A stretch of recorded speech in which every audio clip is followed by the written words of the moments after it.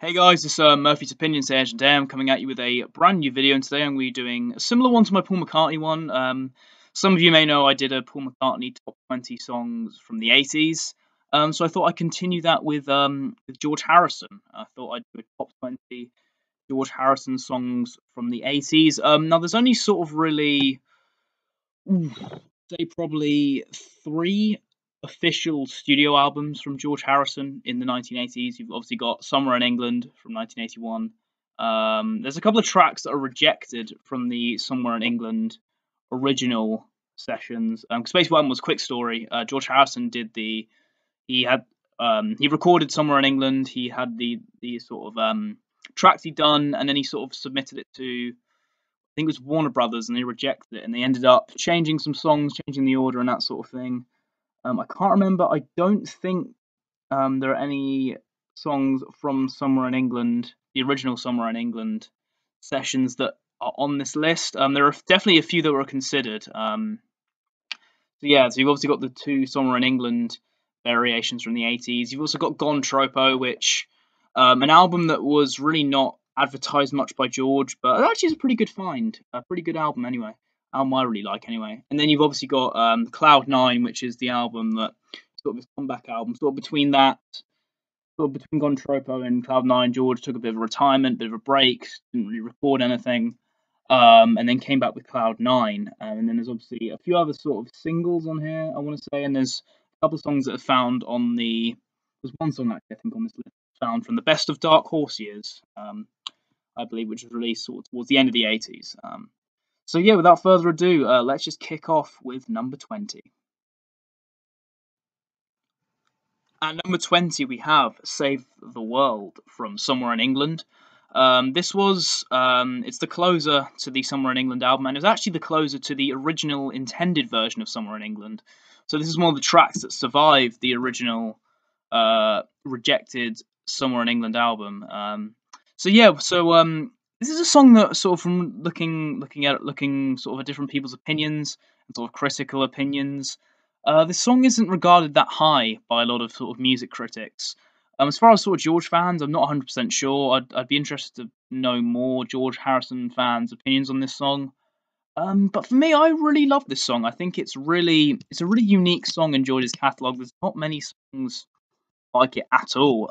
What I especially like about the song is sort of the song's mix of political and topical subject matter, but also a mixture of humour in terms of its production and that sort of thing. So I guess that's why I would consider it one of my favourite George Harrison songs and one of the best songs he did from the 80s. It's a really fun track, and I think it's, in my opinion, actually quite underrated. Coming in at number 19, we have a song from Gone Tropo, and the song coming at number 19 is Unknown Delight. And this song, I'm pretty sure, I mean, I'm not 100% sure, because I've sort of I remember hearing it somewhere, and it seemed plausible, and I've sort of looked online, but I can't really find out whether it is or not. But I'm pretty sure it's a song about his son, Danny Harrison, who was obviously born a few years before this album was released. So he would have been probably about, I want to say, 3 or 4 years old at this time. The song was probably recorded and released. So yeah, it's basically just a song about him, and I think it's a really beautiful song. I think it's definitely, again, very underrated. I think Gone Tropo as a whole is a very underrated album as a whole. But this track in particular is one of the more underrated tracks. I don't think anyone really talks about this, but I just think it's really beautiful. It's a really nice tribute to his son, really beautifully composed. It's a really nice sound to it overall, I think. At number 18, we have a song that's definitely one of George Harrison's favourite songs, and it's off the album Somewhere in England. Life Itself, a very sort of spiritual number, definitely sort of a song about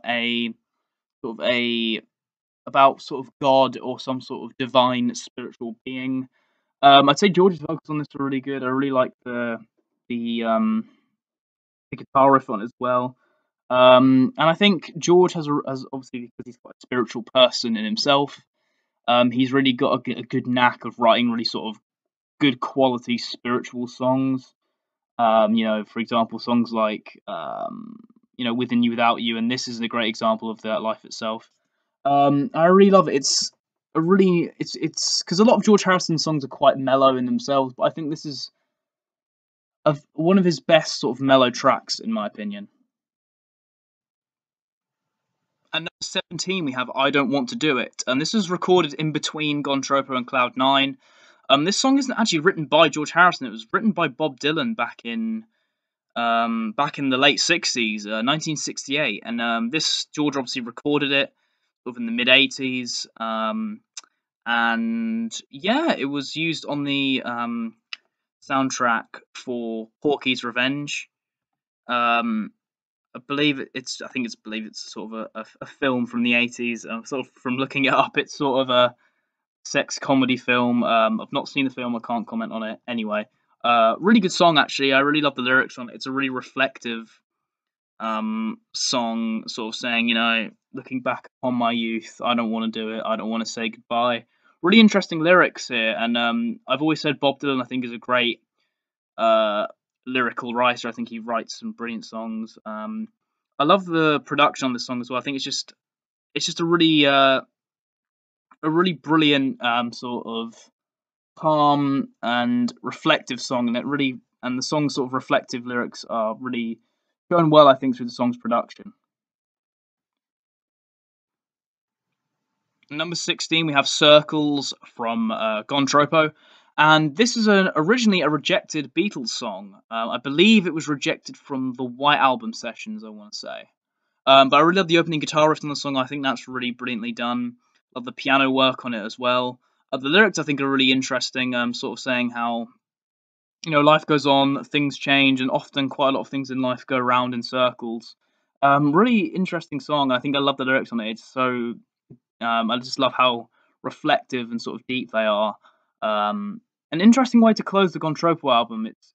It's somewhat contrast to the rest of the album, I think. But a lot of people say it doesn't work. I think it works on the album. I think it sort of changes it up and it ends on a more philosophical note in some ways, in my opinion.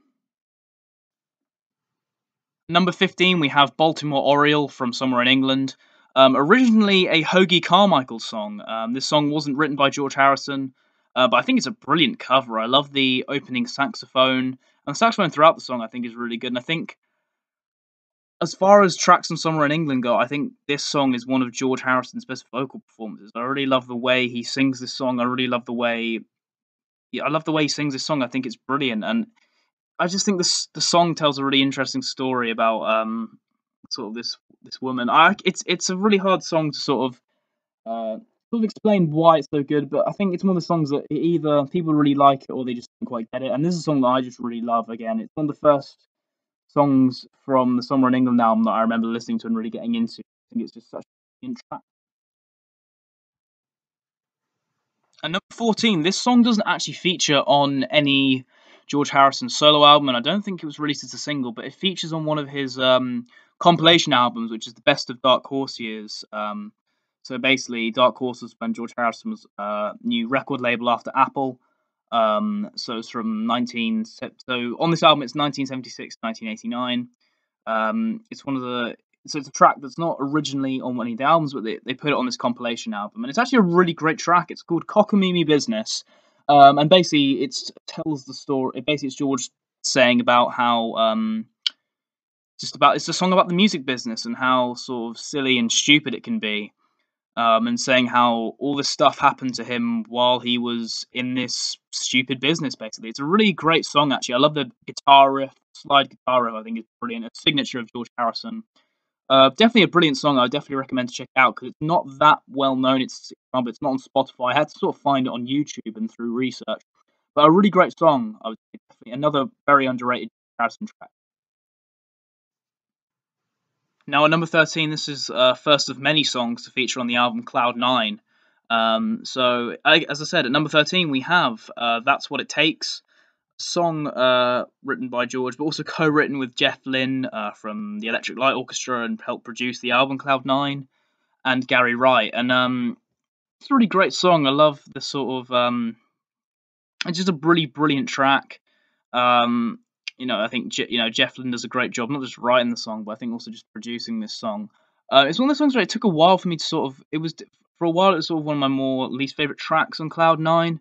It's definitely moved up over time. Still a bit far from my favorite, but I do love this song. I think it's brilliant. The harmonies as well, I think, are brilliant. Overall, a fantastic song from Cloud Nine, and definitely one of the more underrated tracks from this really, really good album. At number 12, we have the opening track from Gontropo, "Wake Up My Love," and I think this is a really great song. It really suits well as the opener to the album. You know, obviously this album it tries to give off a more sort of what's the word, upbeat sort of vibe on the album. A lot of the songs on this album are a lot more sort of upbeat, and yeah, I think this serves as a really great opener to the album. Really, and I'd say this album in general, especially this track, is a lot more different to a lot of George's other stuff. Some people like that, some people don't like it. Some people think it's too 80s in terms of its production. I think it's a really great song. I love, I just love the overall positive nature of the song, and I love George's vocals on it. I think he gives a really good job of just making it seem like such a positive and upbeat and sort of happy song. I really like it. And number 11, another track from Cloud Nine, "Just for Today," a very reflective track, and it actually featured in the film Shanghai Surprise. There's a few songs from the Cloud Nine album that feature in the film Shanghai Surprise that had Madonna and I forget the name of the actor, but from what I heard, it's a terrible film. I haven't really bothered to watch it. But some of the songs from the film are quite good, and this is one of the songs in the film. And it's brilliant. I think lyrically, it's a really strong track. I love the, as I said, the reflective nature. You know, it's saying how like if just for today I could forget all my problems and that sort of thing. Think the backing harmonies are really great as well. Sort of a piano in the background as well. It's a really beautiful song. I think it's again another one of the more underrated tracks from the album. Again, brilliantly written. Not much more else I can really say about the song. It's just fantastic. At number 10, the second last song from Somewhere in England, not the last. There's still one more track. So at number 10 we have Teardrops, a song that I just think is really brilliant. It combines, and I don't think this is again. This you know it's not impossible. It does happen quite often, but you do sometimes see artists release songs that maybe lyrically they're not that strong, but because they've got that sort of marketable and I guess commercial sound, they release it as a single. And this song was released as a single. It didn't do too well. But what I really love about the song is it combines a sort of commercial, marketable sound, if you will. But the lyrics of this song are actually also really strong as well. It sort of talks about how teardrops. I've had my share of crying buckets of teardrops, and it basically talks about how you get people who feel like they're worthless because they don't necessarily have love from a significant other in their life, and I think it's brilliant. But it's also really upbeat and catchy. It's sort of it's just the really contradictory nature of how the lyrics don't match the tone of the song, but it works really well. I can't describe it. I mean, from what I say, it doesn't sound like it's a brilliant song because it kind of contradicts itself, but it's brilliant, I have to say. Definitely one of the more underrated George Harrison tracks, I would say, in my opinion. At number 9, we have "This Is Love" from Cloud Nine. Again, much like Teardrops, this was released as a single. I believe this did quite a bit better than Teardrops, obviously. But again, this song combines sort of that commercial, marketable sound and combines actually some really strong lyrics. And it talks about how, you know, we have all these sort of problems that are created and that are man-made. But love is something that, isn't. It's something that everyone knows, everyone has. It's not created by man. It's something that we all have. And it's just a really brilliant song. And again, Jeff Lynne from the Electric Light Orchestra does a really good song, not really good song, a really good job on not just producing it, but also, again, providing some writing credits for this song. I think it's a really brilliant song. Again, the harmonies, I think, are brilliant. It's just a song with a really simple message, but just brilliant.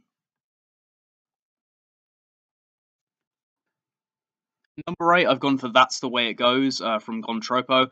I really do like this song, and I know this is a big favourite of George's. Overall, the Gontropo album didn't have that much promotion put into it, but anyway, I think this song is really, really good. I've always sort of interpreted the song as being written sort of from a perspective of someone who's sort of quite sort of laid back, and they hear about all this stuff, and they're sort of just saying, "Oh, well, that's the way it sort of is."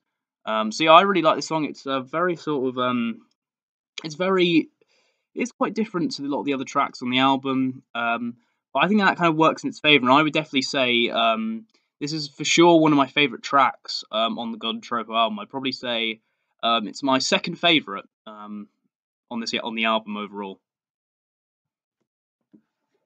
At number seven, I've gone for one of George's most famous tracks. Got My Mind Set on You. It was a big hit in the late '80s. I know a lot of people maybe would put this a lot lower, but for me, I still have a lot of sort of nostalgia for it in the sense of one of the first sort of George Harrison songs I remember getting into. I remember watching the music video a lot, and when I was young, and thinking the music video was really cool.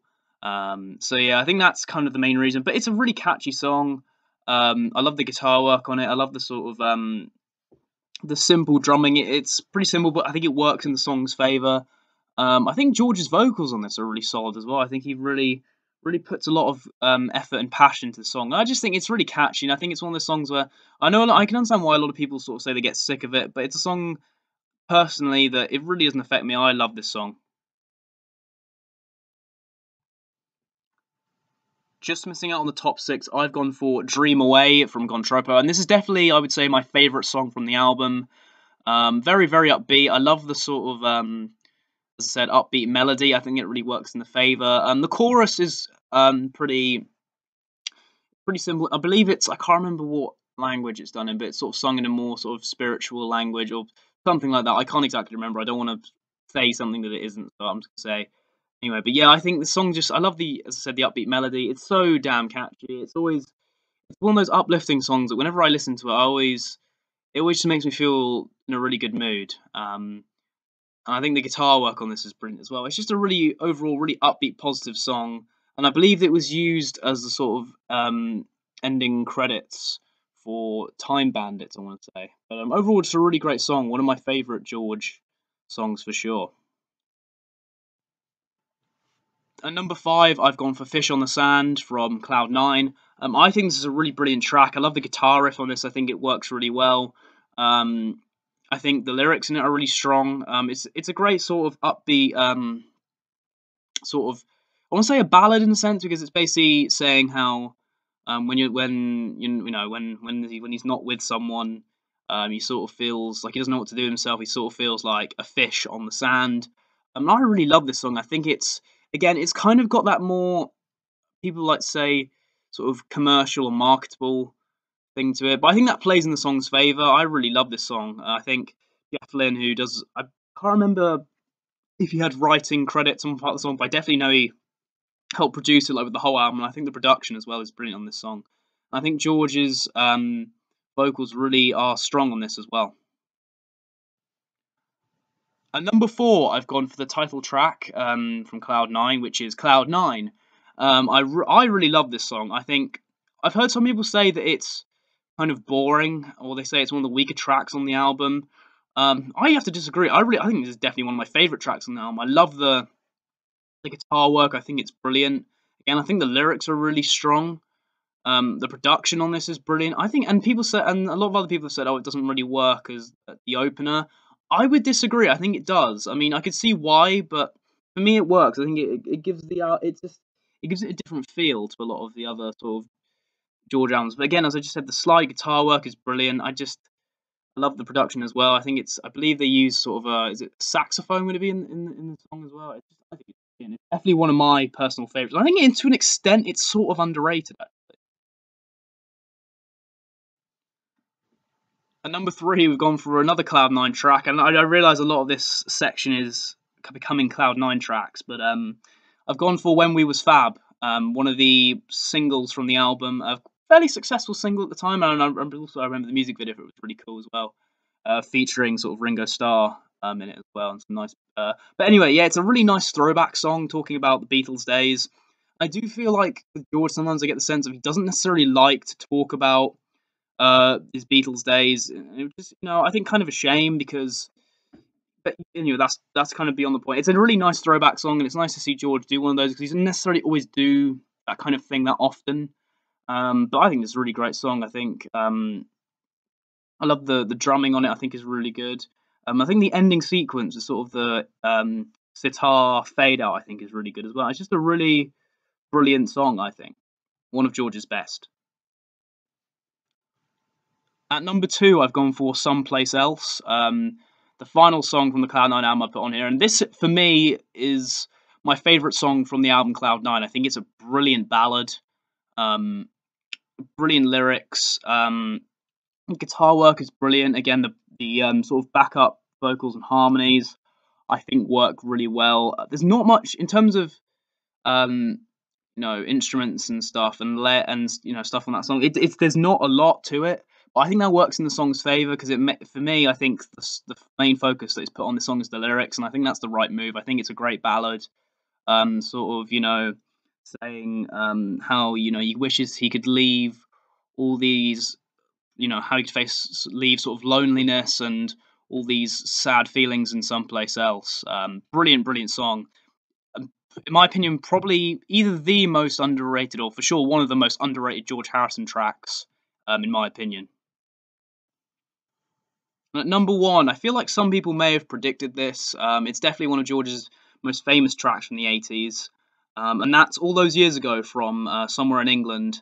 And I think this is a really brilliant song. I think it's a great tribute to John Lennon. So there's some really nice references to the past as well. Just a really touching sentiment. I just really love this song, and I remember when I first listened to the song, I just instantly loved it. It's one of those songs where, because some songs you don't necessarily understand where the writer has got it from, but you can easily tell from here that it's about John Lennon. It's a tribute song. I think it's brilliant. And what's got a nice touch to it is you've got Paul McCartney, Linda McCartney, and I believe Denny Lane. So basically, the main 3 members of Wings, sort of providing harmonies. And it's sort of nice to see Paul chip in on this song on harmonies. Again, I don't know if Ringo would have been around, but it would have been nice if he was on the drums. I mean, I'm pretty sure he wasn't, but it would have been cool if they'd all been on the track. But I'm sure there was reasons for it anyway. But brilliant song, one of my all-time favourite George Harrison songs for sure, and is the reason why it's one of his most famous songs. So anyway, guys, I hope you enjoyed the video. I'm going to try and do these kind of videos, mainly Paul McCartney and George Harrison, and Ringo as well, actually.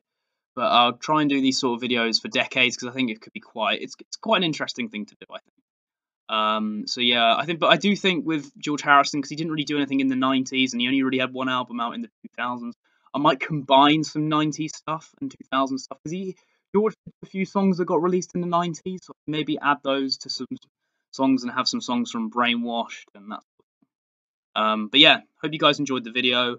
Let me know what kind of music, Beatles, non-Beatles related video you'd like me to see, and I'll be sure to do it if it's possible anyway. So as I said, thanks for watching, guys. Remember to like the video, subscribe to my main channel, follow my Twitter and Ask.fm, and as I said, once again, thanks for watching, guys.